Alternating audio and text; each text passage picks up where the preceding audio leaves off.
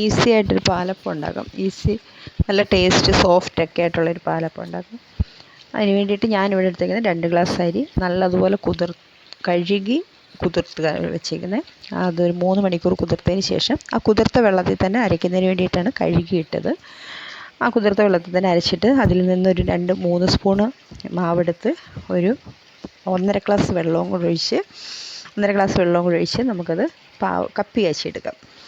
കപ്പി കാച്ചിയെടുത്ത ഈ മാവ് ഒന്ന് തണുക്കുന്നതിന് വേണ്ടിയിട്ട് മാറ്റി വയ്ക്കാം. അതിനുശേഷം നമുക്ക്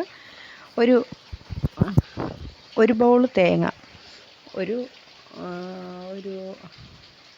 6 ടേബിൾ സ്പൂൺ ചോറ്, 6 ടേബിൾ സ്പൂണോളം ചോറ്, ഒരു ചെറിയ ടീസ്പൂണ് പഞ്ചസാര, 1/4 ടീസ്പൂൺ ഈസ്റ്റ്,